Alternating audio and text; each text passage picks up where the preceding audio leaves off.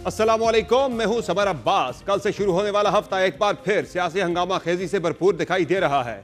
जब गुज़िश्ता रोज ही पाकिस्तान तहरीक इंसाफ के जवाबी में होने वाले जलसे में हुकूमत के खिलाफ तबल जंग बजाने का ऐलान कर दिया गया है और कहा गया है कि बानी पीटीआई रवा माह ही सड़कों पर निकलने की तारीख देने जा रहे हैं, जिसके बाद अब बानी की रिहाई के बगैर घरों को नहीं जाया जाएगा और इस मकसद के लिए लॉकडाउन हो या लॉन्ग मार्च, दोनों ही ऑप्शन आजमाए जा सकते हैं। 16 महीने हो रहे हैं तकरीबन खान साहब को कोई और गैर कानूनी कैद काटते हुए। अब इसको ख़त्म तो करना है ना। नेशनल लॉकडाउन हो सकता है, लॉन्ग मार्च हो सकता है, धरना हो सकता है, combination of all of them and other. कब करेंगे ये इसी महीने के अंदर जो है वो पूरा इरादा है और हमें इंडिकेशन भी दी गई है कि इसी महीने में ये सब कुछ हम करेंगे और खान साहब को रिहा करें। कहाँ से इंडिकेशन मिली है? खान साहब की तरफ से आती है इंडिकेशन। धोखेबाजी पीटीआई की रिहाई के लिए तहरीक इंसाफ ने आखिरी जंग लड़ने का इंदिया दे दिया है और बज़ाहिर पार्टी के कप्तान को छुड़वाने के लिए इस तहरीक की कप्तानी का टास्क वज़ीर आला अली अमीन गंडापुर को सौंपा गया है। लेकिन हुकूमत हो या सियासी तज्ज़ियाकार, सभी की नज़र में अली अमीन गंडापुर का किरदार मशकूक निगाहों से ही देखा जा रहा है। हुकूमत तो इस हद तक यकीन रखती है कि अली अमीन गंडापुर मुकम्मल तौर पर कॉम्प्रोमाइज्ड हैं और उनकी इस हैसियत से मुतालिक बानी पीटीआई भी बखूबी आगाह है। गंडापुर साहब जो है ना वो कॉम्प्रोमाइज्ड है। इस किस्म की ये भड़कें जो है ये गंडापुर साहब कई महीनों से लगा रहे हैं। उनके ऊपर उम्मीद लगा के बैठे हुए हैं इमरान खान साहब की मुझे जो है कोई रास्ता मिल जाएगा सियासत के अंदर दोबारा आने का या इक़्तिदार में आने का। ये सारी 2 नंबरी जो है गंडापुर जो है इमरान खान की मर्जी से कर रहा है। पूरी फ्रंट रो जो है ना 1-2 के अलावा जो है नेशनल असेंबली में भी कॉम्प्रोमाइज्ड है और उधर भी कॉम्प्रोमाइज्ड है। अपनी अपनी सहूलत के मुताबिक जो है ये सहूलत कारी कर रहे हैं। जहां पीटीआई ने हुकूमत के खिलाफ सड़कों पर दमादम मस्त कलंदर का फैसला किया है, वहां दीगर हुकूमती हरबों के खिलाफ भी पाकिस्तान तहरीक इंसाफ ने अपनी कानूनी जंग को भी आखिरी हदों तक ले जाने के लिए आस्तीनें चढ़ा ली हैं। हाल ही में जिस 26वीं आईनी तरमीम को तहरीक इंसाफ रोकने में नाकाम रही, अब उस तरमीम को कलअदम करवाने के लिए पीटीआई मुमकिना तौर पर कल ही उन्हीं चीफ जस्टिस की अदालत में अर्जी लेकर जा रही है जो इस मनसब पर फायज ही इस 26वीं आईनी तरमीम के तहत हुए हैं। ऐसे में तहरीक इंसाफ की यह हिकमत अमली समझ से बालातर ही है। इसके अलावा मंगल का दिन भी पाकिस्तान तहरीक इंसाफ के लिए इंतहाई अहम समझा जा रहा है, जब तोशाखाना 2 केस में बानी पीटीआई और उनकी अहलिया बुशरा बीबी की बरियत से मुतालिक एहतसाब अदालत की जानिब से महफूज किए जाने वाले फैसले को सुनाए जाने का इम्कान है। गुज़िश्ता हफ्ते एहतसाब अदालत के जज सेंट्रल शाहरुख अर्जुमन ने अडियाला जेल में तोशाखाना 2 केस की समाअत करते हुए फरीकैन के दलाइल सुनकर फैसला महफूज किया था और 12 नवंबर को अगली समाअत के लिए मुकर्रर किया था। याद रहे कि इस ही केस में बुशरा बीबी तकरीबन 9 माह जेल काटने के बाद जमानत पर रिहा हो चुकी है, जबकि बानी पीटीआई के खिलाफ पहले तोशाखाना केस को इस्लामाबाद हाई कोर्ट ने खारिज कर दिया था, जिसके बाद उनको तोशाखाना 2 में दोबारा गिरफ्तार किया गया था। वो कि अगला हफ्ता यह तयन करेगा कि बानी पीटीआई की तोशाखाना 2 केस में बरियत होती है या नहीं, और अगर हो भी जाती है तब भी बानी पीटीआई की फौरी रिहाई का इम्कान मादूम ही है, क्योंकि उनके खिलाफ 190 मिलियन पाउंड और 9 मई से जुड़े मुकदमात ताहाल मंतकी इंजाम को नहीं पहुंचे हैं। इसके बावजूद भी सियासी हलकों में यह बहस भी शुरू हो गई है कि बानी पीटीआई को तब तक कैद रखा जा सकता है। इस मुतालिक गुज़िश्ता रोज हमारे इशो में सीनियर सहाफ़ी मुनीर फारूक ने इंकशाफ किया कि बानी पीटीआई की रिहाई 6 से 8 माह में हो जाएगी। लॉजिक ये कहती है कि इमरान खान साहब की रिहाई अगले 4, 6, 8 महीने में हो सकती है। वो मैं लॉजिक इसलिए बार बार कहता हूँ, अनलेस कि उनकी कन्विक्शन हो जाए और वो फिर हायर कोर्ट में भी विथस्टैंड करे, वो एक और बात है। बट मुझे जो लग रहा है कि वो अगले 6-8 महीने में मुझे बाहर आते हुए नजर आ रहे हैं। हम सवाल यह है कि क्या तहरीक इंसाफ मजीद 6 से 8 माह के इंतजार को तैयार है या फिर बानी की रिहाई के लिए अब नाउ और नेवर वाला फेज आ गया है। यही सवाल रखेंगे तहरीक इंसाफ में बानी के बाद एहतजाजी तहरीक में जान डालने वाले सीनियर रहनुमा शेर अफजल मरवत के सामने। बहुत शुक्रिया शेर अफजल मरवत साहब, आपने ज्वाइन किया प्रोग्राम में। ये बताएगा कि पाकिस्तान तहरीक इंसाफ ने एक मूवमेंट शुरू करनी थी नवंबर के महीने में, कल उसकी कॉल आनी थी स्वाबी के जलसे से, लेकिन नहीं आ सकी। एक तो जलसा भी बहुत इंप्रेसिव जलसा नहीं था, दो आपका स्ट्रॉन्ग होल्ड है सवाबी, एक बहुत तगड़ा जलसा हो सकता था, लेकिन ठीक थे लोग, लेकिन इतना इंप्रेसिव नहीं था जितना होना चाहिए था। उसकी क्या वजूहात थी? और दूसरा फाइनल कॉल क्यों नहीं आ पा रही? वो कह रहे थे कल गंडापुर साहब के खान साहब देंगे, नवंबर में ही देंगे, लेकिन इत्तलात ही आ रही है कि शायद नवंबर में भी फाइनल कॉल का आना मुहाल ही लगता है। खान साहब की रिहाई के लिए जो आपने फाइनल कॉल देनी थी, क्या कोई अंदरूनी इख्तलाफात हैं, किसी मसलियत का शिकार हैं, या जो क़यादत है वो कॉम्प्रोमाइज़ है, या उम्मीदें अब सारी ट्रंप से ही हैं? شکریہ. جلسہ کافی امپریسو تھا. مزید برآں جو بھی پنجاب سے، اٹک سے، اسلام آباد، پنڈی، جہلم، یہ واحد روڈ جو جاتا تھا وہ ہے موٹر وے. دوسری سائڈ پہ جی ٹی روڈ. تین مقامات پہ انہوں نے روڈ بلاک کر دیے. تو اس کا مطلب یہ ہے کہ پنجاب کو انہوں نے کٹ آف کیا، پورے صوبے کو. اور اس کے علاوہ جو لوگ، آپ بھی تو کل اسلام آباد سے ہی گئے تھے جلسے میں شرکت کے لیے، آپ تو پہنچ کے وہاں پہ آپ کو اسٹیج پہ دیکھا گیا ہے. ہاں تو کیونکہ باقی لوگ 2 کیوں نہیں گھنٹے پہنچے تھے؟ انہوں نے اخیر ٹائم میں کھولا جب ان کو یہ اندازہ ہوا کہ اب جلسہ اختتام پذیر ہو رہا ہے. اور 2 گھنٹے ہمارا قافلہ بھی رکا رہا اور عین اس وقت میں پہنچ سکا جلسہ گاہ میں جب چیف منسٹر کے پی الیامین خان کی تقریر جو ہے اختتام پذیر ہونے والی تھی. تو لہٰذا یہ کیا پہنچنا تھا. اور مجھ جیسے کتنے ہزاروں لوگ جو ہیں وہ اس وجہ سے جلسہ گاہ میں نہیں پہنچ سکے. سوابی میں تو آپ وہیں سے ہی لوکل لوگ ہی پنڈال کو بھرپور طریقے سے بھر سکتے تھے، لیکن لوکلز کی بھی شرکت کل کم تھی معمول سے. کوئی کم نہیں اطلاعات تھی. یہ ہے کہ کوئی ذمہ داری تھی یہاں پہ اسد کیسر صاحب کی، باقی لوگوں کی، انہوں نے ان کے کچھ معاملات چل رہے ہیں ساؤتھ اور ویسٹ کی پی ٹی آئی کے اندر، کوئی جو ہے وہ چل رہی ہے. ایسی کوئی بات نہیں. یہ ذمہ داری یعنی بنیادی سینٹرل جو پشاور، یعنی سینٹرل جو کے پی ہے یا ادھر کی نارتھ کی اور جو ہے نا وہ ساؤتھ کی لڑائی چل رہی ہے کوئی آپس میں. کوئی ساؤتھ نارتھ کی لڑائی جو ہے نہیں ہے. متفقہ صدر ہیں چیف منسٹر کے پی الیامین خان صوبہ خیبر پختونخوا کے پی ٹی آئی چیپٹر کے. دوسری بات یہ ہے کہ یہ جو جلسہ تھا اس کا اہتمام بھی انہی نے کیا تھا. اس پہ کم و بیش 5 کروڑ روپے اخراجات آئے. وہ اخراجات بھی چیف منسٹر نے اپنی جیب سے ادا کیے. اور یہ جلسہ پوری P T I Khyber Pakhtunkhwa کا تھا. مقام جو ہے وہ ثوابی اس لیے چنا گیا تھا تاکہ پنجاب کے لوگوں میں وہاں پہنچنے میں آسانی ہو. تو لہٰذا کوئی اور جلسہ بڑا امپریسو تھا. امریکی جھنڈا کون لایا تھا آپ کے جلسے کے اندر؟ کیا امریکی جھنڈا کون لایا تھا کل جلسے میں؟ امریکی جھنڈا تو میرے خیال میں کوئی پٹواری تھا. اچھا، کیا پٹواری آپ کے جلسے میں؟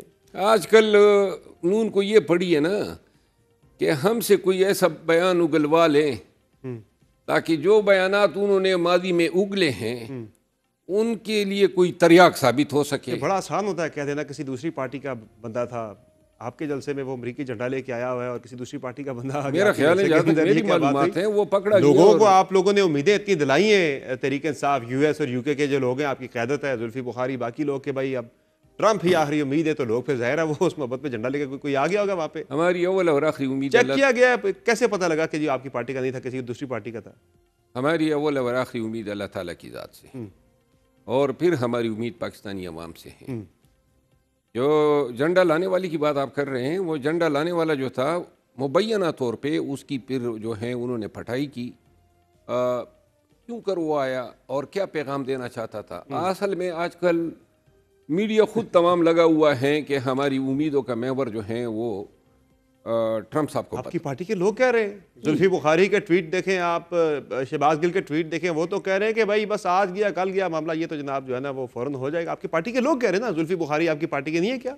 شہباز گل آپ کی پارٹی کے نہیں ہے کیا؟ نہیں، ہمارے پارٹی کے عمائدین ہیں، اس میں شک نہیں ہے. لیکن ٹرمپ کے حوالے سے تمام امیدیں وابستہ کرنا، خان جو ہیں اور پارٹی اور جو ہماری سوچ ہیں، جب نعرہ ہی ہمارا ایاک نعبد و ایاک نستعین ہے، تو پھر کیوں کر ہم اللہ کی ذات کے بعد پاکستان کے عوام سے ہٹ کے کسی اور سے امید لگائے بیٹھے ہیں؟ یہ بتائیں مجھے کہ یہ جو قیادت کے اندر کمپرومائز ہونے کی بات چل رہی ہے، کل حاج آصف نے بھی کہا کہ پاکستان تحریک انصاف کے جو فرنٹ بینچرز ہیں، جو پہلی رو ہے، اس پہ 25 سے 50% لوگ جو ہیں وہ کمپرومائزڈ ہیں، گنڈا پور صاحب سمیت.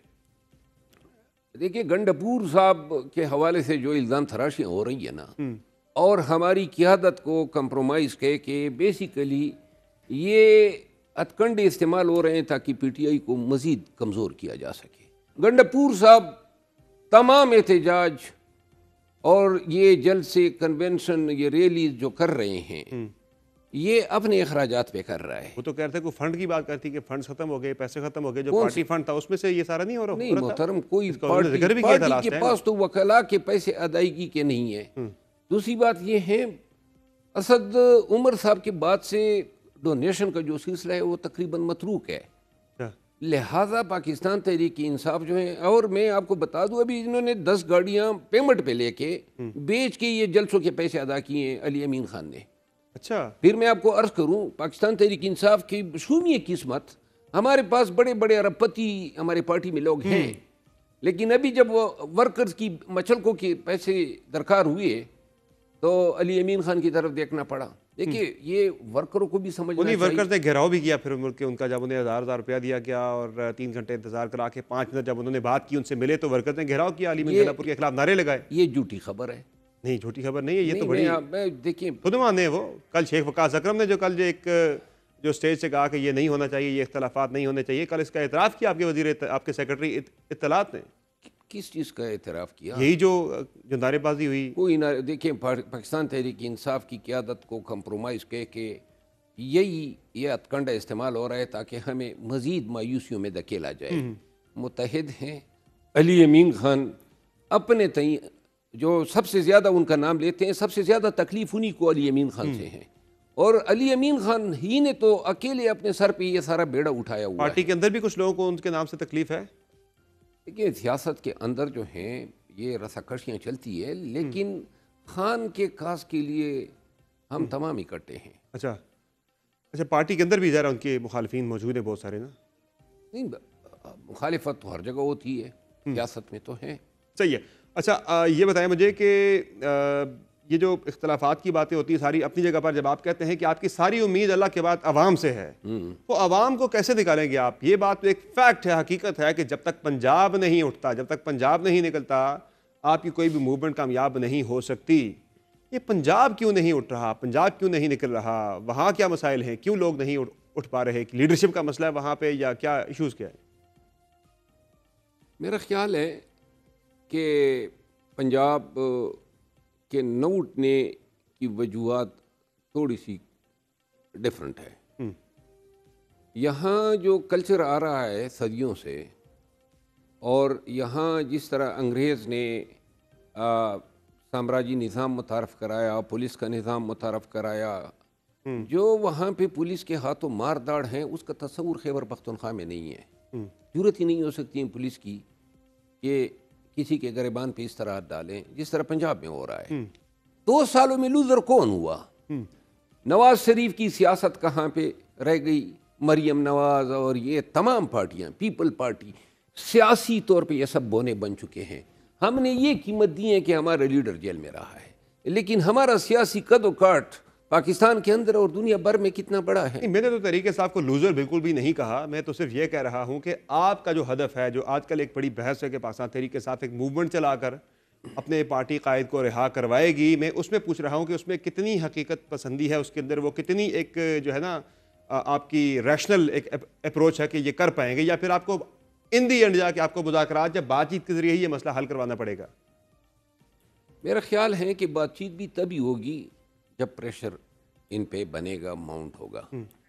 اور ہمارے پاس پاکستانیوں کے پاس یہ صرف خان کی رہائی کی بات نہیں ہے، لیکن چونکہ پہلے مرحلے پہ خان کی رہائی ضروری ہے تاکہ ہم اپنے تمام اہداف کو حاصل کر سکیں.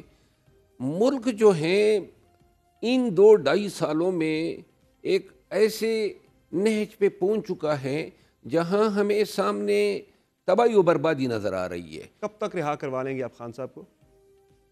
میرا خیال ہے کہ ابھی جو یہ جس طرح علی امین خان نے بات کی ہے نا، یہ جو احتجاج ہوگا نا یہ حتمی ہوگا.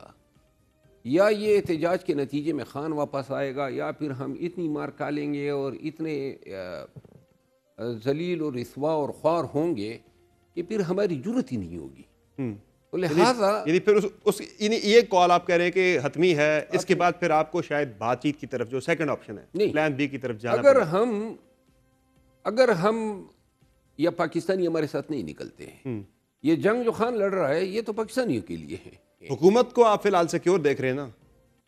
تو کون سی حکومت؟ کیا سیکیور؟ ایک شخص کی سپورٹ ان کو حاصل ہے، تو کہیں بھی نہیں، تمام چیزوں پہ وہی اسی طریقے سے عدلیہ پہ وار ہو رہا ہے. انتظامی اختیارات جو ہیں، عدالتی اختیارات، انہیں تھرٹ کوئی نہیں ہے پاکستان تحریک انصاف سے. جو سمپل بات ہے آج کا جو فیکٹ ہے آج کے دن کا، تھریٹ ہی تو پاکستان تحریک انصاف سے ہے نا. باقی تو یہ سب پہ قابو پا چکے ہیں، عدلیہ کو سرنگوں لیکن وہ مینج کر گئے اس تھریٹ کو نا، جو تھریٹ ہے اسے مینج کر گئے، ابھی تک بڑی کامیابی سے انہوں نے مینج کیا ہوا واللہ ہے۔ کہ یہ کبھی مینیج کر ہی نہیں سکتے ہیں۔ صحیح۔ خان ڈٹ گیا 3 مہینے کے بعد، جو جیل سے آگے ڈٹ جاتا ہے نا، جس انداز سے وہ ڈٹا ہوا ہے نا، تو لہذا واحد جو تھریٹ ہیں، جو اندیشہ ہیں، جو خطرہ ہے، وہ پی ٹی آئی سے ہے۔ اچھا، جن وکلا پہ خان صاحب تکیہ کر رہے ہیں، پارٹی کے وکلا پہ، ان پہ بھی خان صاحب کو لگتا ہے کہ اب عدم اعتماد ان کا نظر آ رہا ہے، چونکہ فیصل چودھری صاحب پہ خان صاحب زیادہ اب ریلائی کر رہے ہیں، وہی ان کے جو ہیں وہ لیگل ایڈ ہیں نظر آ رہے ہیں، اب ان کے حوالے سے آ کے باہر آ کے وہ بات بھی کرتے ہیں، حالانکہ پارٹی کی جو قیادت ہے اس نے اپنے لیگل ٹیم سے نکال دیا تھا، واٹس ایپ گروپ سے نکال دیا تھا، لیکن ابھی تک وہ ایکٹیو ہے، خان صاحب سے مل رہے ہیں، ساری ان کے آ کے بات کر رہے ہیں۔ فیصل چودھری جو ہیں، یہ کیا ماجرا ہے سارا؟ فیصل چودھری جو ہیں وہ ایک وکیل بھی اچھے ہیں، اور ان کو بات کرنا بھی اچھی طرح آتا ہے۔ صحیح ہے۔ میں سمجھتا ہوں کہ فیصل چودھری کا خان کی ٹیم میں رہنا جو ہے وہ ہمارے لیے ایک فائدے کی بات ہے۔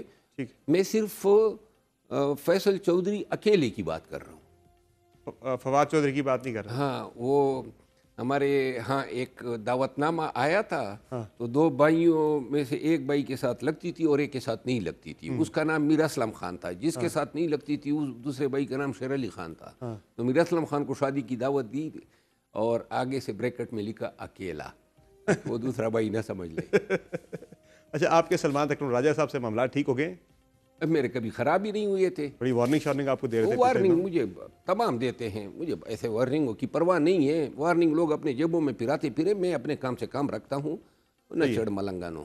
بہت شکریہ شیر افضل مروت صاحب، آپ نے جوائن کیا پروگرام میں۔ ناظرین، آپ نے گفتگو ملاحظہ کی پاکستان تحریک انصاف کے رہنما شیر افضل مروت کی، جن کا کہنا ہے کہ کسی سے امریکی صدر یا کسی سے بھی امید نہیں ہے، امید ہے تو پاکستانی عوام سے اللہ کے بعد وہ نکلیں گے اور اپنے قائد کو رہا کروائیں گے، لیکن فی الحال پنجاب کے اندر وہ کہہ رہے ہیں کہ حالات فی الحال مشکل دکھائی دے رہے ہیں، چیلنجز جو ہیں وہ پنجاب پولیس کافی سختی کر رہی ہے، تو چیلنجز وہاں پہ کافی زیادہ ہیں۔ پروگرام میں مختصر بریک لیں گے، بریک سے واپس آئیں گے، بات کریں گے فواد چودھری صاحب سے کہ آنے والے دنوں میں کیا ہونے جا رہا ہے، جو تحریک انصاف کی حکمت عملی ہے وہ کتنی پریکٹیکل ہے۔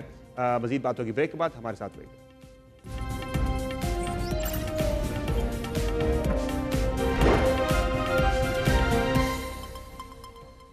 Welcome back. ناظرین، پاکستان تحریک انصاف کی یا خان صاحب کی جو حکمت عملی ہے کہ احتجاج کر کے، احتجاج کے ذریعے دباؤ ڈال کر ان کی رہائی کی جو اسٹریٹجی ہے، یہ کتنی قابل عمل ہے، اور پاکستان تحریک انصاف جو نومبر میں ایک فائنل کال دینے کا اعلان کر چکی ہے، کیا یہ ہو پائے گا؟ بات کریں گے فواد چودھری صاحب سے، سابق وفاقی وزیر ہیں۔ بہت شکریہ فواد چودھری صاحب، آپ نے جوائن کیا پروگرام میں۔ یہ بتائے گا کہ پاکستان تحریک انصاف نے سرابی کے جلسے میں اعلان کیا کہ اسی مہینے کال آنے والی ہے، فائنل ایک احتجاج کی کال آنے والی ہے، اور اس میں خان صاحب کی رہائی کے لیے ایک حتمی ڈیسائسو موومنٹ چلائی جائے گی۔ تو لگ رہا ہے آپ کو یہ جو اسٹریٹجی ہے پاکستان تحریک انصاف کی یا خان صاحب کی کہ احتجاج کے ذریعے خان صاحب کی رہائی ممکن ہو سکے، یہ آپ کو قابل عمل لگتی ہے یا پریکٹیکل لگ رہی ہے؟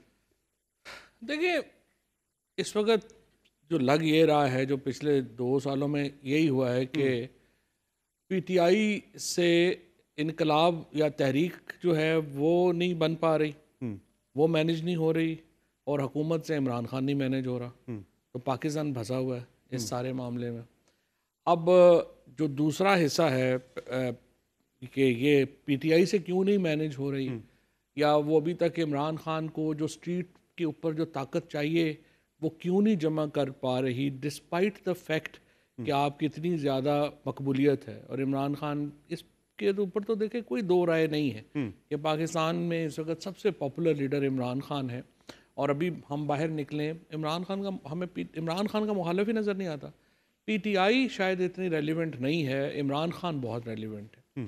اور دیکھیے جو غلطیاں ہوئیں، اب تنقید کے اوپر تو چونکہ مجھے خان صاحب نے کہا کہ تنقید نہیں کرنی تو میں نہیں کرتا، میں نہیں کر سکتا، گو میرا تنقید میری ہے بہت اس اسٹریٹجی کے اوپر، لیکن چونکہ خان صاحب نے کہا ہے تو پھر آپ نہیں کر سکتے۔ لیکن ایشو یہ ہے پیغام تازہ آیا ہے ان کی طرف سے؟ جی ان کا ہے، 3 دفعہ آ چکا ہے، تو اس لیے میں کرتا نہیں۔ آج کل میں کوئی پیغام پھر سے آیا؟ آج کل تو خیر ہوا نہیں، جب بھی ہوتا ہے تو ایشو یہ ہے کہ فیصل بھی جاتے ہیں، باقی بھی دوست جاتے ہیں، تو ظاہر ہے وہ ایشو، اور ظاہر ہے مجھے ان کا بہت احترام ہے، تو میں احتراماً جو ہے ان کی بات کوئی بھی جو ہے وہ اس کو کوشش کرتا ہوں کہ جو وہ بات کہیں اس کے اوپر جو ہے وہ میں عمل کروں۔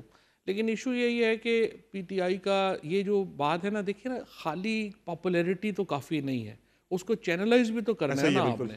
اب چینلائز کرنے میں دیکھیں سمر، آپ اتنا سالوں سے آپ پی ٹی آئی کو بھی کور کر رہے ہیں، پاکستان کی پولیٹکس کو بھی کور کر رہے ہیں، آپ میرے سے ایگری کریں گے کہ 9 فروری وہ دن تھا جب پی ٹی آئی کو سڑک پہ ہونا چاہیے تھا، جب الیکشن ریزلٹس جو ہیں وہ چوری کیے جا رہے تھے. اس کی وجہ یہ تھی، ہم لوگ تو جیل میں تھے، اس کی وجہ یہ تھی کہ 9 تاریخ کو ایم این اے اور ایم این ایز اور ایم پی ایز کے رزلٹس ان کی آنکھوں کے سامنے ان کو جو ہے وہ اسمبلیوں سے باہر کیا جا رہا تھا. تو جو لیڈرشپ یعنی جو تنظیم چاہیے تھی نا، وہ اس دن موجود تھی. اور بہت میں سمجھتا ہوں کہ ایک بہت بڑی غلطی کی مسڈ اپرچونٹی. اچھا، اس کے بعد دوسری جو بڑی غلطی ہوئی ہے جو ابھی تک مینیج نہیں ہوئی، وہ یہ ہے کہ دیکھیں جو پارلیمنٹری ڈیموکریسی ہوتی ہے نا، یہ ٹیک آل نہیں ہوتی. اس میں آپ کو اپوزیشن کی ساری جماعتیں اکٹھی کرنی ہوتی ہیں. نوابزادہ نصر اللہ صاحب سے ان کے آخری وقت میں جو ہے نا، مجھے بڑا موقع ملا، میں ان کے ساتھ نکلسن روڈ کے اوپر ہم بیٹھتے تھے ان کے ساتھ. وہ بڑے انسٹیٹیوشن تھے خود. بالکل. وہ بتاتے تھے، ہمارے دوست ہیں منیر خان صاحب، وہ بتاتے کہ وہ کہتے ہیں نوابزادہ نصر اللہ صاحب کہ جب دشمن کوئی لڑائی ہو رہی ہو نا تو کسی ہتھیار کو بھی چھوٹا نہیں سمجھتے. ہاتھ میں پڑی ہوئی جو مٹی ہے نا، وہی آنکھوں میں ڈالنے کے لیے چاہیے ہوتی ہے. ایسے ہی ہے. آپ نے چاہے چھوٹی پارٹی ہو بڑی پارٹی ہو، ان کو اکٹھا کرنا تھا. یہاں تو مسائل کافی زیادہ ہے فواز چودھری صاحب کہ مولانا فضل الرحمان صاحب کے قریب آئی پاکستان تحریک انصاف الائنس ایک طرح کا بن ہی رہا تھا، لیکن پھر گنڈا پور صاحب نے کہہ دی جی مولانا نے بڑے جو ہے نا وہ ریٹ لگوا لیا اور ووٹ دے دیا. اس طرح کی تنقید ان پہ گنڈا پور صاحب نے کر دی. لوکل پالیٹکس امپورٹنٹ نہیں ہے. پھر آپ دیکھیں جی جو اچکزئی صاحب جو ہیں انہیں بنایا گیا ایک تحریک کا سربراہ، وہ بالکل سائڈ پہ ہو گئے ہیں، عملاً بالکل سائڈ پہ ہو گئے، خاموش ہو گئے ہیں. محمود اچکزئی صاحب تو ناراض ہیں، اپنی وجوہات سے ناراض ہیں. اور دیکھیے یہ محمود اچکزئی ہوں، مولانا فضل الرحمان ہوں، حافظ نعیم ہوں، پیر پگاڑا ہوں، یہ این جی او نہیں چلا رہے، یہ پولیٹیکل پارٹی چلا رہے ہیں. جو بار بار کبھی ادھر سے بات آ جاتی ہے جی وہ مولانا فضل الرحمان پہ کیسے ٹرسٹ کریں، تو بھی مولانا فضل الرحمان پی ٹی آئی پہ کیسے ٹرسٹ کریں. ایسا ہی ہے. دیکھیں نا، آپ نے کوئی فارمولا بنانا ہے. اس وقت دیکھو مدعے جو بڑے ہیں، مثلا افغانستان کے اوپر مولانا فضل الرحمان کی اور عمران خان کی پوزیشن ایک ہے، خیبر پختونخوا میں آپریشن کے اوپر ایک ہے، جو الیکشنز ہوئے ہیں ان کے اوپر ایک ہے، اس حکومت میں جو بربریت اور فسطائیت ہے اس کے اوپر ایک ہے. تو بڑے مدوں کے اوپر آپ کا ڈیلیبریٹ اٹیمپٹس ہوتی ہیں کہ اس طرح سے ان چیزوں کو قتل کیا جائے، خراب کیا جائے، یا یہ بے وقوفی میں ہو جاتی ہیں یا نادانی میں یا ناسمجھی میں؟ نہیں، جان بوجھ کے بھی ہوں گی، کیوں نہیں ہوں گی. لیکن دیکھیں نا، یہ تو لیڈرشپ کا کام ہے کہ وہ اس بڑی تصویر کو سامنے رکھے اور جو چھوٹے معاملات ہیں ان کو اگنور کرے. خواجہ آصف صاحب کل کہہ رہے تھے کہ 25 سے 50% لوگ جو ہیں وہ کمپرومائز ہیں فرنٹ ڈیسک پہ پاکستان تحریک انصاف. وہ ان کی کہنے کی تو اہمیت نہیں ہے نا. انہوں نے تو ویسے 2 وجہ ہے نا، ایک تو انہوں نے ویسی زندگی میں کبھی سچ نہیں بولا، اور دوسری بات یہ ہے کہ وہ تو ایسے کوشش کر رہے ہیں نا کہ ساری کمپرومائز لگے. وہ کمپرومائز کا ایشو نہیں ہے. ایشو صرف یہ ہے کہ یہ جو اپنا میرا خیال میں جو الائنس نہ بنانے کا جو نقصان ہوا ہے یہ پی ٹی آئی کی ذمہ. اچھا، اب یہ بھی ہم کہہ سکتے ہیں، دیکھو جماعت اسلامی کو بھی بڑا نقصان ہے الائنس میں نہ ہونے کا. آپ نے دیکھا انہوں نے جو دھرنا دیا اپنا بجلی کے اوپر، بہت ہی خراب ہو کے گئے ہیں. مولانا فضل الرحمان جو ہیں جب الائنس میں نہیں جاتے اور وہ 26ویں آئینی ترمیم کے اوپر ووٹ دے دیتے ہیں، آپ دیکھیں جب ووٹ سے ایک دن پہلے ان کی کہاں پر تھے اور اس کے بعد وہ کدھر گئے. تو ان پارٹیز کو بھی نقصان ہو رہا ہے، یہ نہیں صرف پی ٹی آئی کو نقصان ہو رہا ہے، ان پارٹیز کو بھی نقصان ہو رہا ہے. اور یہ الائنس لازماً ہونا چاہیے تھا اب تک، جو نہیں ہو سکا. اور بہت ساری وجوہات کا آپ کو بھی پتہ ہے، مجھے بھی پتہ ہے کہ جو آپ نے بات کی کہ اندر سے سازشیں ہوتی ہیں، ادھر سے بھی ہوں گی ادھر سے بھی ہوں گی، نہیں، لیکن اس کو اگنور کر کے الائنس ہونا چاہیے. آگے بڑھ رہے ہیں اور ایک تحریک کے ذریعے رہائی کی جو بات ہو رہی ہے، یہ موجودہ لیڈرشپ سے آپ ایکسپیکٹ کر رہے ہیں کہ یہ کر پائے گی یہ سارا کچھ؟ دیکھیں جی، اب میں جس طرح سے یہ کر رہا ہوں کہ 9 فروری کو آپ نہیں نکلے، آپ نے اپرچونٹی ضائع کر دی. الائنس آپ نے نہیں بنایا، اب بھی الائنس آپ نہیں بنا پا رہے، بہت بڑی اپرچونٹی ضائع ہو رہی ہے. ایک ہی صورت ہے یہ تحریک اگر آگے چلے گی، وہ تحریک چلے گی اگر آپ عمران خان کی فیملی، عمران خان کی رہائی کا مدعا اپنے سر پہ لے لیں. وہ نکلیں گے، بشرا بی بی ہوں وہ نکلیں گی تو لوگ ان کے ساتھ جڑیں گے. علیمہ خان صاحبہ نکلتی ہیں، وہ کہہ رہی ہیں، کہتی ہیں، لیکن ابھی تک انہوں نے کیا نہیں. لیکن مجھے نہیں سمجھ آ رہی کہ آخر جو فیملی ہے، یہ کہنا کہ جی وہ دیکھیں جی موروثی سیاست کے ابھی آپ ایک کا خاوند جیل میں ہے، بھائی جیل میں ہے، تو وہ نکلیں گے نہیں تو کون نکلے گا؟ مثالیں موجود ہیں کہ جب نصرت بھٹو صاحبہ نکلی تھی بھٹو صاحب کے لیے، بیگم کلثوم نواز بھی ایک گھریلو خاتون تھی لیکن وہ نکلی تھی میاں نواز شریف زمر اس سے پہلے پاکستان یہ جو سب کانٹیننٹ ہے نا، اگر آپ اس کو پڑھیں گے نا تو ہسٹری میں جواہر لال نہرو کی والدہ، ان کی بہن، میں تو ابھی ریسنٹ ہسٹری کی بات کر رہا ہوں جو پاکستانی عوام کے لیے بالکل سامنے ہے. میں یہ کہہ رہا ہوں کہ یہ سب کانٹیننٹ کی ہسٹری کے اندر آپ فیملی سے ریلیٹ کرتے ہیں. جب سروجنی نائیڈو بعد میں بڑی پولیٹیشین بن گئی، لیکن جب انہوں نے یہ تحریک شروع کی اپنے بھائی کی رہائی کے لیے، وہ کچھ نہیں تھی. ان کی بیوی اور والدہ تو غیر سیاسی ہی رہی ساری عمر. لیکن اس کے بعد نصرت بھٹو نے تحریک شروع کی، اس کے بعد بے نظیر بھٹو شہید نے شروع کی، اس کے بعد کلثوم نواز نے، and to be fair with to give the credit to Maryam Nawaz, انہوں نے بھی اپنے والد کے لیے جو ہے وہ تحریک کی. یہ تو نہیں ہو سکتا کہ وہ ہم کہیں گے جی وہ اس لیے نہ آئے کہ جی وہ جی سر مروسی. یہ کیا بات ہوئی؟ آپ یا تو دیکھنا لیڈرشپ کا قد اتنا بڑا ہوتا، یا تو تنظیم ہوتی نا. دیکھو نا جس طرح آپ نے، صرف آخری پوائنٹ، آپ نے جب اتنی پاپولیرٹی ہے، ہم اس کو پی ٹی آئی چینلائز نہیں کر پا رہی. کیوں نہیں کر پا رہی؟ تنظیم نہیں ہے. تنظیم کیوں نہیں ہے؟ کیونکہ ہم نے لوکل گورنمنٹ نہیں کرائے. اگر ہم نے لوکل گورنمنٹ کرائے ہوتے تو ہو جاتے. یا دیکھیں کوئی قد کا لیڈر ہوتا. دیکھیں ان میں سے تو ٹو بی فیئر ود ہمارے دوست ہیں، بھائی ہیں، لیکن ان کے کہنے کے اوپر تو دیکھو نہیں کوئی لوگ نکل سکتے. خان صاحب تو ان پہ ٹرسٹ کرتے ہیں؟ نہیں، خان صاحب ٹرسٹ کرتے ہوں گے، اور ٹھیک ہے انہوں نے موقع دیا 2 سال میں، چونکہ ہم سب کو تو ٹھڈے مکے مار کے نکال دیا گیا، جیلوں میں ڈال دیا گیا. شاہ محمود قریشی ابھی جیل میں ہے. پھر دیکھیں نا، مجھے آگے بھی کرتے رہیں گے ٹرسٹ ان پہ خان صاحب؟ دیکھیں ٹرسٹ تو خیر کارکردگی سے ہوتا ہے نا، تو کارکردگی دکھائیں گے تو ٹرسٹ ہوگا، ورنہ تو ٹرسٹ کی تو کوئی بات نہیں ہے. کوئی اپنا کوئی وہ تو نہیں ہے نا. ٹرسٹ تو اگر کوئی کارکردگی دکھائے گا تو رہے گا.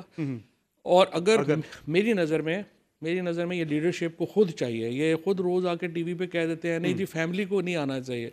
بھائی آپ تو ان کو پاس جائیں، ان کی منت اللہ کریں کہ جی آپ آئیں اور آپ ہمیں بتائیں ہم نے آگے لگنا ہے.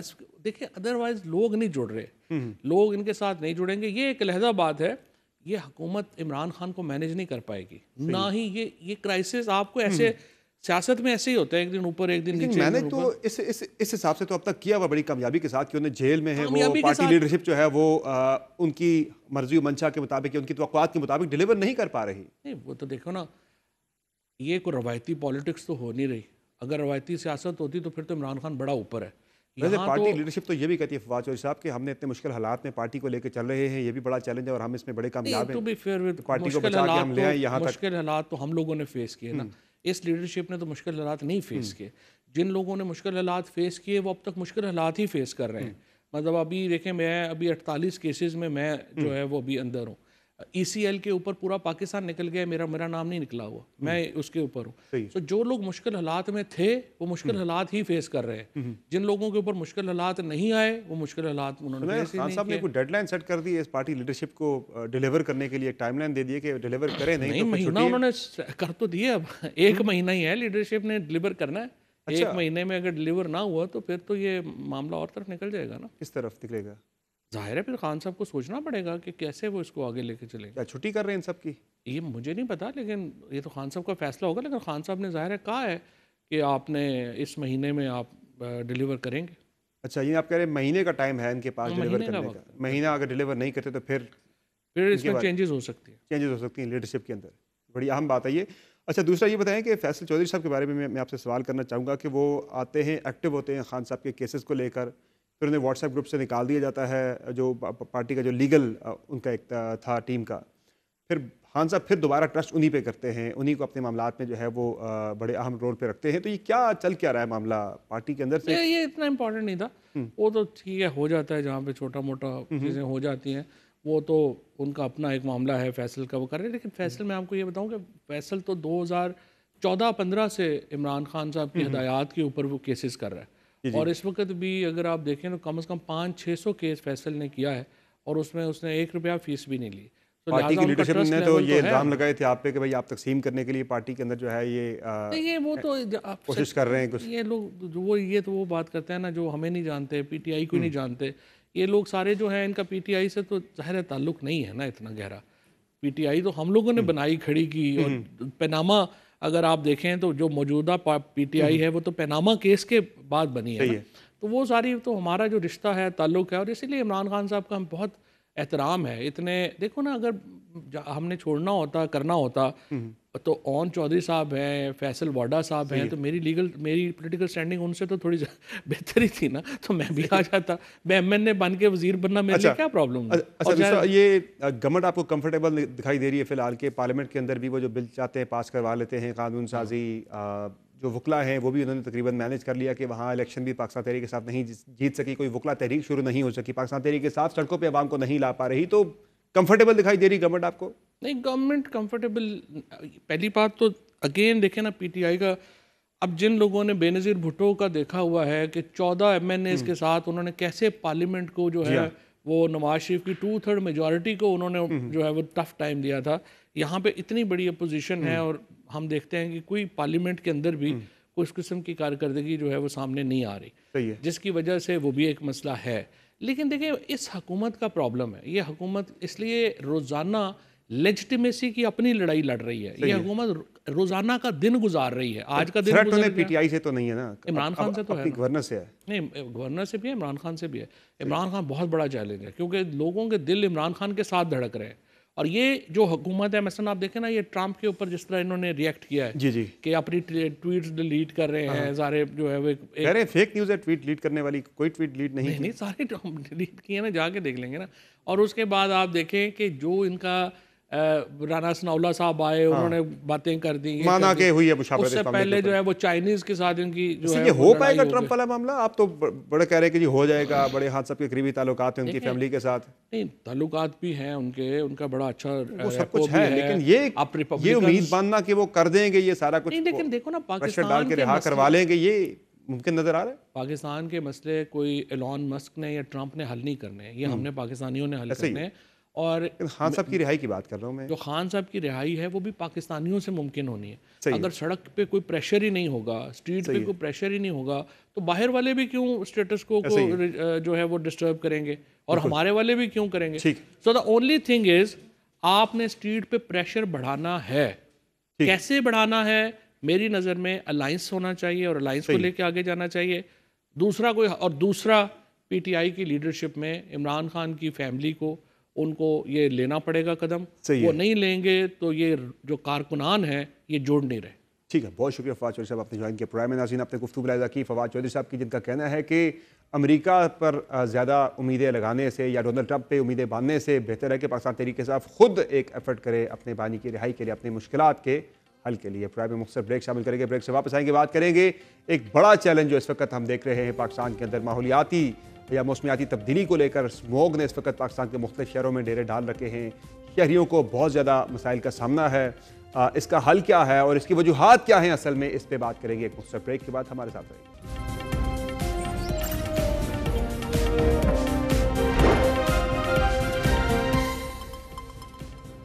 Welcome back. ملک کے مختلف شہروں میں فضائی آلودگی میں خطرناک حد تک اضافہ ہو گیا ہے. لاہور فضائی آلودگی کے اعتبار سے دنیا میں پہلے نمبر پر ہے. شہر میں اسموگ کی اوسط شرح 753 تک جا پہنچی ہے. اس کے علاوہ ملتان کا AQI 527 ریکارڈ کیا گیا. اسلام آباد 226 اور راولپنڈی کا ایئر کوالٹی انڈیکس 248 کو چھو گیا ہے. فضا میں زہریلے ذرات شامل ہو گئے ہیں, جبکہ فضائی آلودگی ہونے کے باعث سورج کی کرنیں بھی زمین پر نہیں پہنچ رہی. شہریوں کو شدید مشکلات کا سامنا ہے. سانس اور دل کے امراض میں مبتلا اور کمزور اعصاب والے افراد شدید متاثر ہو رہے ہیں. واضح رہے کہ بڑھتی ہوئی اسموگ کے باعث لاہور کے تمام پارکس, کھیل کے میدان, تاریخی مقامات, یادگار, میوزیم میں عوام کے داخلے پر 17 نومبر تک پابندی لگا دی گئی ہے, جبکہ ہوٹل اور مارکیٹس رات 8 بجے تک کھولنے کی اجازت ہے. موسم کا احوال بتانے والوں کے مطابق لاہور شہر میں بارش برسنے کے کوئی امکانات نہیں. پنجاب حکومت نے اسموگ میں کمی کے لیے مصنوعی بارش کا منصوبہ بنایا تھا, تاہم اس پر ابھی تک عمل درآمد نہیں ہو سکا. ماہرین ماحولیات کا کہنا ہے کہ مصنوعی بارش کے لیے 50% تک بادلوں کا ہونا ضروری ہے, لیکن حالیہ سیزن میں بادل بننے کے کوئی آثار نظر نہیں آ رہے. ڈی جی ماحولیات نے پنجاب کے تمام اضلاع میں اسموگ سے نمٹنے کے لیے ایئر پیوریفائرز لگانے کی ہدایات جاری کر دی ہیں. تشویش کی بات یہ ہے کہ پاکستان موسمیاتی تبدیلیوں کا مسلسل شکار ہوتا جا رہا ہے اور صورتحال اتنی سنگین ہو رہی ہے کہ اس متعلق آج ہی ایشیا پیسفک کلائمیٹ رپورٹ 2024 میں انکشاف ہوا ہے کہ پاکستان مزید موسمیاتی تبدیلیوں کا شکار ہو سکتا ہے. ایشیا پیسفک کلائمیٹ رپورٹ کے مطابق پاکستان کو 2070 تک GDP میں 21% کمی کا سامنا کرنا پڑ سکتا ہے. رپورٹ کے مطابق پاکستان کو سب سے زیادہ نقصان زراعت کے شعبے میں ہونے کا خطرہ ہے. 2070 تک چاول اور مکئی کی پیداوار میں تقریباً 40% تک کمی کا امکان ہے. رپورٹ میں کہا گیا ہے کہ سویابین کی پیداوار میں 20% اور گندم کی پیداوار 45% تک کم ہو سکتی ہے, جبکہ مچھلی کے کاروبار سے وابستہ افراد کو 20% तक नुकसान हो सकता है। रिपोर्ट के मुताबिक मौसमियाती तब्दीलियों की वजह से दरख्तों की पैदावार में 10% तक की कमी का इम्कान है। मौसम गर्मा में इजाफे के बायस बिजली की खपत में 40% तक इजाफे का इम्कान है। दूसरी जानिब इस वक्त वज़ीर आला पंजाब मरियम नवाज की बैरून मुल्क मौजूदगी पर भी उनको शदीद तनकीद का सामना करना पड़ रहा है। जहां अपोजिशन हुकूमत पंजाब पर बरहम है, वहां इत्तेहादी जमातें भी पंजाब हुकूमत की कारकर्दगी पर सवाल उठा रही हैं। पीपल्स पार्टी के रहनुमा हसन मुर्तज़ा ने एक बयान में कहा है कि तख्त लाहौर वाले सियासी के बाद माहौलियाती आलूदगी पर भी काबू पाने में नाकाम है। हुक्मरानों को अपने हेल्थ सिस्टम पर एतबार नहीं, इसीलिए जनीवा गए हैं। जबकि मुशीर इत्तलात खैबर पख्तूनख्वा बैरिस्टर सैफ ने कहा है कि पंजाब की आवाम को स्मोक के रहमो करम पर छोड़कर बाप बेटी दोनों यूरोप की सैर पर निकले हैं। बैरिस्टर सैफ का कहना था कि पंजाब में बदतरीन स्मोक की वजह से जिंदगी के मामूलात मुअत्तल हैं, जबकि बाप बेटी का जिनीवा में घूमना पंजाब की आवाम के साथ मजाक है। फॉर्म 47 के लीडरों से यही तवक्को की जा सकती है। ताम सवाल तो बैरिस्टर सैफ से भी बनता है कि जब ये कौमी मसला है और बदकिस्मती से उनकी अपनी सूबाई हुकूमत को भी इसी चैलेंज का सामना है, जब पेशावर में माहौलियाती आलूदगी का शिकार हो गया है, जहां में स्मोग बढ़ गई है और एयर क्वालिटी इंडेक्स 500 से जायद होने के बायस शहर का शुमार 3 बड़े आलूदा शहरों में होने लगा है। मुल्क में हर गुजरते साल के साथ स्मोक का मसला पिछले साल से क्यों ज्यादा बढ़ता जा रहा है, इसकी वजूहात क्या है और इसका तदारुक कैसे मुमकिन है, बात करेंगे। प्रोग्राम में हमारे साथ मौजूद हैं माहिर माहौलियात जनाब जुनैद जामीन साहब। सर बहुत शुक्रिया आपने ज्वाइन किया प्रोग्राम में। ये बताइएगा कि पाकिस्तान में ये ट्रेंड देखा जा रहा है कि हर पिछले साल से आने वाले साल में स्मोग के जो दिन हैं उसकी शिद्दत है वो बढ़ती जा रही है। लाहौर से ये मामला शुरू हुआ, पाकिस्तान के तकरीबन पंजाब भी के अलावा बाकी भी जो शहर हैं पूरे मुल्क के अंदर वो इसकी लपेट में आ चुके हैं। क्या वजह है ये हर साल क्यों ज़्यादा बढ़ता जा रहा है, शिद्दत इसकी बढ़ती जा रही है और इसका दौरानिया भी बढ़ रहा है, इसकी मेन वजूहात क्या है? अस्सलाम वालेकुम and thank you for having me on your show. सबसे पहली बात ये कि मौसम तब्दील हो रहा है, ह्यूमिडिटी, टेम्परेचर, क्लाइमेट चेंज की वजह से तब्दील हो रहा है। समझिए कैनपी बन रही है और कैनपी ज़्यादा सख्त हो रही है और इसी में जब पॉपुलेशन बढ़ती है, गाड़ियाँ ज़्यादा चलती हैं, ह्यूमन एक्टिविटीज़ ज़्यादा होती हैं तो वो एयर ट्रैप होती रहती है। तो ये हर साल 10% के लिहाज से गालिबन बढ़ रही है। 10% बड़ा, ये ज़्यादा बड़ी शिद्दत है, बड़ा इजाफा है इसमें। हर साल के साथ साथ जो हम देख रहे हैं पाकिस्तान में तो बहुत ज़्यादा सूरत हाल ख़राब हो चुकी है और मुसलसल हमारा शुमार जो है दुनिया के टॉप 3 जो वर्स्ट सिटीज़ हैं एयर क्वालिटी इंडेक्स के अतबार से उनमें हमारा शुमार हो रहा है और ज़ाहिर है बहुत सारे मसाइल पैदा हो रहे हैं पाकिस्तान के अंदर इसकी वजह से सेहत को लेकर। इसका हल क्या हो सकता है इसका मुमकिन तौर पर? देखें, हल तो इसके बहुत सारे लेकिन एक इमीडिएट जो हल है, पाकिस्तानी एक कंपनी है जो कि ये चीज़ें टेक्नोलॉजी इंडिया में भी एग्जिस्ट करती हैं, स्मॉग टावर्स कहते हैं इनको, इंडिया में, चाइना में और बहुत सारे और मुल्कों में। बट 1.5 साल से हम Australian rain technology, international centre for climate change technology, doctor Hanif ने ये इनिशिएटिव लिया था, एज वेदर वाले उन्होंने हमें भी इंक्लूड किया। एंड देन रैपिड डेव एक कंपनी है पाकिस्तानी जो कि नस्ट में एग्जिस्ट करती है, नस्ट के ताउन के साथ उन्होंने स्मॉग टावर बनाया है। सो दिस स्मॉग टावर, इसको आप समझ लें एयर प्योरीफायर है। ये आयनाइजेशन नेगेटिव आयन्स एमिट करती है, एयर को ट्रैप करती है, PM 2.5, PM 1 एंड PM 10 को अट्रैक्ट करती है, पंखों से चल के स्मॉग निकालती है। अगर ये मशीन चलाते रहेंगे आप तो इससे एयर क्वालिटी इम्प्रूव होती रहेगी। एक टावर कितने जो है एरिया को जो है वो कर सकता है कैटर? अच्छा जी, लाहौर जैसे सिटी में 10 से 12 टावर अगर लगे हों तो एयर क्वालिटी में सिग्निफिकेंट डिफरेंस आएगा। टावर चलाते रहें, छोटे शहर हों तो 5 से 10 से भी काम चल सकता है और अगर इसको हम इस्तेमाल कर लें रिन्यूएबल एनर्जी के साथ तो इसका इम्पैक्ट बहुत बेहतरीन होगा। अच्छा, ये जो अप्रोच है इस वक्त हमारी मुख्तलिफ हुकूमतों की पंजाब के अंदर जिस तरह से जी बारबेक्यू बंद कर दें, स्कूलों में 5 दिन की छुट्टियां, है वो तो बच्चों की सेहत के लिए की गई थी, 8 बजे तक मार्केटें सारी बंद कर दें, आप गाड़ियाँ मोटरवे पे रात को बंद कर दी जाती हैं, ये इस अप्रोच से फ़र्क पड़ रहा है कुछ या बहुत मिनिमम है इसका इफेक्ट? क्योंकि अक्सर लोग कहते हैं कि ये बहुत कम है इसका असर जो है, ये इतना ज़्यादा फ़ायदा नहीं है इसका। बिल्कुल, देखिए मैं ऑस्ट्रेलिया में रहा हूँ 13 साल, उधर भी इस किस्म के मामलात होते हैं। ऑल ऑफ कम्युनिटी अप्रोच तो गवर्नमेंट उधर करती है, जब कोई ऑर्डर्स लेके आती है तो सारी कम्युनिटी, ये नहीं कि जो रूल्स हैं उसी के टाइम पे 2-2 बंदे एक गाड़ी में जाना स्टार्ट करें, तो इसका एक हिस्सा गवर्नमेंट को हम ज़रूर बोल सकते हैं कि आप ये काम पब्लिक करें। ट्रांसपोर्ट का निज़ाम इतना अच्छा नहीं है कि जी लोग जो है ना आप सबको फैसिलिटेट कर सकें। बिल्कुल बिल्कुल, मल्टीपल फैक्टर्स हैं। لیکن ہم ساری کمیونٹی کو خود بھی انیشیٹو لینا، رسپانسبلٹی تو سب نے لینی ہے، ایسا ہی ہے، صرف حکومتوں کے اوپر آپ چھوڑ کے نہیں بیٹھ سکتے کہ صرف حکومتیں کریں گی تب آپ کریں گے، ہر کسی نے ذمہ داری لینی ہے، آپ کی بات بالکل لیکن درست ہے۔ گورنمنٹ کی ذمہ داری ہے، جی ہاں، گورنمنٹ نے تو سارے فیصلے اس نے لینے ہیں اور ہم نے کوآپریٹ کرنا ہے گورنمنٹ کے ساتھ۔ اچھا، یہ جو آج کل ایک بڑی پنجاب میں بات چل رہی ہے جی کہ وہ مصنوعی بارش والا جو ایک ہے وہ نگراں حکومت نے بھی کیا تھا، اس کے بھی 50% کلاؤڈ کور کا ہونا ضروری ہے شاید، اس لیے وہ نہیں ہو پا رہی پنجاب کے اندر، جی اس سے کتنا فرق پڑتا ہے؟ دیکھیں رین از ناٹ دی رین ایک فل سلوشن نہیں ہے، وہ دبا دینے والی بات ہے، لیکن اگر ہوا کا دباؤ اور ایمیشنز ہم زیادہ پروڈیوس کریں گے تو وہ پھر آتا رہے گا۔ تو رین ایک اچھا طریقہ ہے لیکن ٹیمپرری سلوشن ہے۔ 50% یہ اصل میں آرٹیفیشل رین ایک ٹرم ہے، اصل میں ٹرم یہ ہے ویدر ماڈیفیکیشن، تو اس کے لیے کلاؤڈ کی ضرورت ہے بارش برسانے کے لیے۔ ٹھیک ہے، بہت شکریہ جنید جامین صاحب، آپ نے پروگرام میں اپنا قیمتی وقت دیا۔ ناظرین، آپ نے گفتگو ملاحظہ کی جنید جامین صاحب کی، جن کا کہنا ہے کہ جو اثرات ہیں موسمیاتی تبدیلی کے، اس سے بچاؤ کے لیے ہمیں فوری طور پر جو ہے ایک پالیسی وضع کرنی پڑے گی اور اقدامات اٹھانے ہوں گے۔ پروگرام میں آگے بڑھیں گے اور بات کریں گے پاکستان کی آسٹریلیا کے خلاف تاریخ ساز کامیابی کی۔ 22 برس کا انتظار ختم ہوا اور تاریخ رقم ہو گئی۔ پاکستان نے ورلڈ چیمپئن آسٹریلیا کو ہوم گراؤنڈ پر ون ڈے سیریز میں چاروں شانے چت کر ڈالا۔ آج پرتھ میں کھیلے گئے تیسرے ون ڈے میں بھی پاکستانی بالرز نے آسٹریلوی بلے بازوں کی ایک نہ چلنے دی اور کینگروز 11 کو 31.5 اوورز میں صرف 140 رنز پر ہی محدود کر ڈالا، جس کے بعد بلے بازوں نے بھی بالرز کا بھرم رکھا اور پاکستان کو سیریز کے فیصلہ کن میچ میں 27ویں اوور میں 8 وکٹوں سے کامیابی دلوا دی اور یوں پاکستان 3 میچز کی سیریز کو 2-1 سے اپنے نام کرنے میں کامیاب ہو گیا۔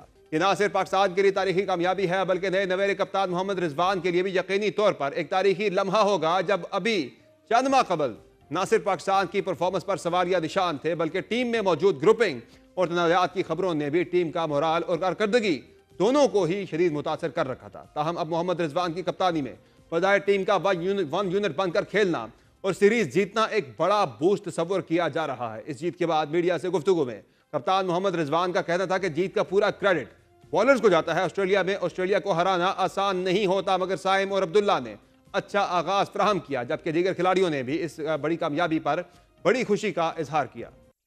دوسری جانب آسٹریلوی کپتان جوش انگلس کا کہنا تھا کہ سیریز میں ٹیم کی پرفارمنس مایوس کن رہی ہے۔ پاکستان سے سیریز میں ہم مکمل طور پر آؤٹ کلاس ہوئے ہیں۔ پاکستان ٹیم کی جیت اور مستقبل کے چیلنجز جو ہیں ظاہر ہے آنے والے دنوں میں اس پہ کافی زیادہ ہمیں فائدہ تو ہوگا، جو کہ چیمپئنز ٹرافی فروری میں پاکستان کے اندر ہونے جا رہی ہے، لیکن اس چیمپئنز ٹرافی میں بھارت کی عدم شرکت کا جو معاملہ ہے وہ بھی اب اسے پاکستان نے اس کا سخت جواب دینے کا فیصلہ کیا ہے اور آج ذرائع سے خبر سامنے آئی ہے کہ پاکستان نے فیصلہ کر لیا ہے کہ بھارت کو اس کا دو ٹوک جواب دیا جائے گا اور بھارت کے ساتھ آئندہ پاکستان کسی بھی ایونٹ میں کوئی میچ نہیں کھیلے گا۔ 2026 کا T20 ورلڈ کپ ہے، پاکستان اس میں بھی شرکت نہیں کرے گا۔ آج کے پروگرام میں اتنا ہی، اجازت دیجیے، اللہ حافظ۔